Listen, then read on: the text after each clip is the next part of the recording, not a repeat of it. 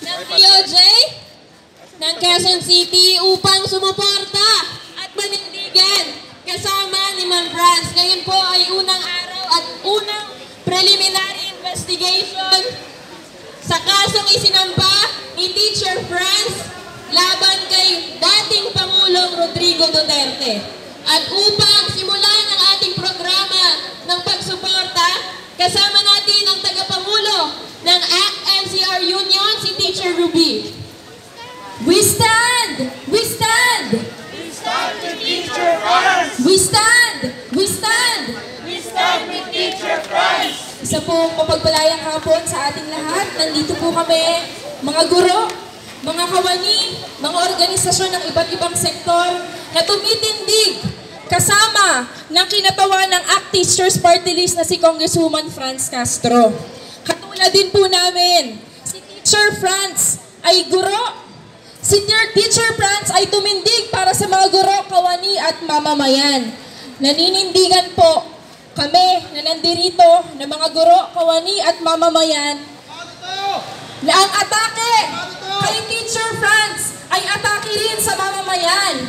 Wala hong ginawang masama si Congresswoman Franz. Nakilala po namin siya. Nakaguhit sa kasaysayan ng mga guro na siya ay lumaban at tumindig para sa benepisyo at karapatan ng mga guro ng bayan. Bilang kauna-unahang Pangulo ng ACT-NCR Union at bilang nagpangulo din ng Quezon City Public School Teachers Association, itinatakpo ni Congresswoman Franz ang lahat ng mga benepisyo ng mga guro, hindi lang ng Quezon City, hindi lang ng National Capital Region, kundi maging ng mga guro sa buong bayan. Pinatunayan po na mula sa pagiging guro ay naging boses ng mamamayan sa loob at labas ng Kongreso. Sa loob ng Kongreso, tinindigan po niya ang napaka-kontrobersyal na intelligence fund at confidential fund, at yan ho ang pangunahing dahilan kung bakit patuloy na inaatake, patuloy na hinaharas ang aming tunay na tinig ng teachers sa Kongreso. Hindi po namin ito papayagan bilang mga guro ng bayan. Tinuturo po namin sa loob ng aming eskwela na kailangang manindigan para sa katotohanan, kailangang manindigan para sa hustisya. Ito pong walang habas na pagbabanta ng dating Pangulo at walang habas na pagpatay sa kung sino-sino nang walang tinaan sa hustisya ang nagpapatunay kung anong klaseng hustisya ang meron sa Pilipinas.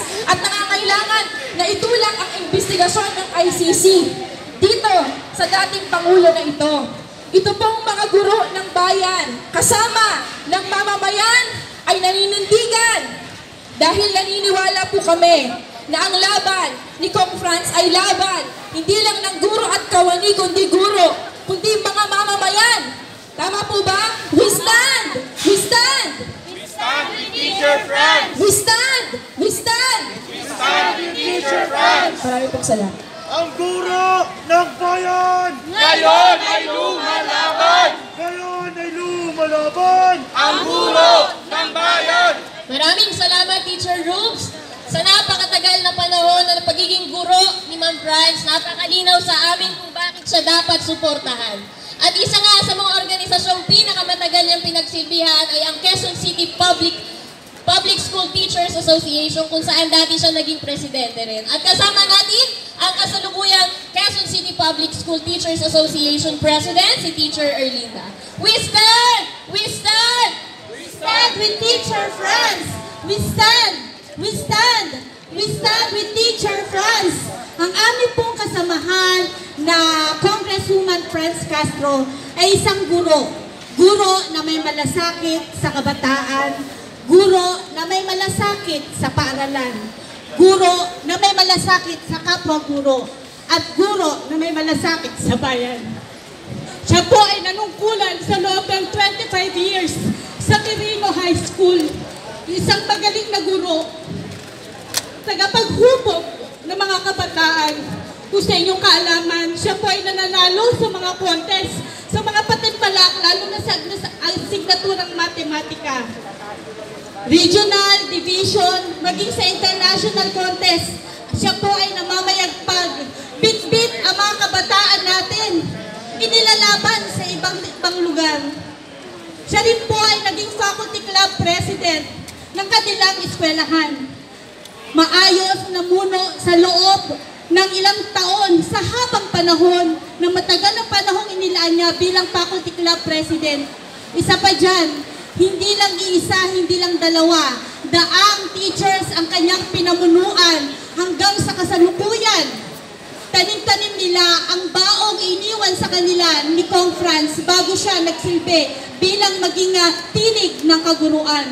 Ang pagkakaisa ang mahalaga para sa ikatatagumpay ng lahat. Isa pa po dyan, isa siya sa haligi. Haligi po ng mga kooperatiba dito sa Lungsod Quezon. Sa mga paralan ng Lungsod Quezon, isa-isa po niyang tinayo ang kooperatiba para po sa kapakanan din ng kaguruan. Nagsilbi po siyang presidente ng Quezon City Public Schools, Public School Teachers Association sa mahabang panahon. Isa po ako sa saksi na talagang on hand po siya pagdating po sa pagbibigay ng turo sa mga guro, lalo na po sa mga benepisyo, karapatan at sweldo ng mga guro. Isa pa po dyan, mga kasama kong guro, pinagmamalaki namin ang aming Congresswoman Franz Castro dahil sa Quezon City Public School Teachers Association, tuloy-tuloy po ang aming supplemental allowance, ang aming rice allowance, ganon din po ang aming debt aid contribution para po sa mga guro ng QC. Isang pagpapasalamat naming mga teachers dahil po sa kagaya niya. Bilang ina at tinig ng aming mga kasamang guro, marami rin po siyang house bills na ipinasa. Isa po dyan ay ang pagpapalawig ng maternity leave ng mga teachers. Dahil hindi po niya maatim, naiiwan po namin ang aming mga anak sa loob lamang ng 2 buwan. Musmus pa lang. So pinalawig niya po ito sa loob ng 105 days. Sa mga kasamahan kong guro, ang laking pasasalamat dahil ang aming mga bonuses, ito ay tax exempted na po. Malaking bagay na kung saan kung kakatasan pa ng ating gobyerno, maliit na nga ang sweldo, wala pa halos matinong benepisyo, babawasan pa. Ipinaglaban po ito ng aming kasamahang Kong Franz Castro. Nagbigay rin siya rin ang co-author ng House Bill na kung saan meron tayong libreng pagpapaaral pagdating sa kolehiyo. Kasama po dyan si Kong Franz. Kaya nandito po ang aming mga magulang na magpapatutuo na kung saan malaking bagay ang House Bill na ito para magpatuloy ang kanilang mga anak sa pag-aaral. Meron pa po ang aming mga bonuses, ang aming mga clothing allowance na dati para kaming mga kung saan na lang kami mangungutang para mapagkasya ang bigay ng gobyerno. Mula sa halagang mababa hanggang sa naging 6,000. At ngayon, patuloy pa rin ipinaglalaban ng aming kasamang Franz para po sa maguguro na mabigyan ng maayos na clothing allowance. Hindi kami nangungutang kung saan-saan para sa aming clothing allowance dahil sa kanya napataas po ito. Maraming bagay pa po na ibinigay para sa karapatan, benepisyo at sweldo ng mga guro.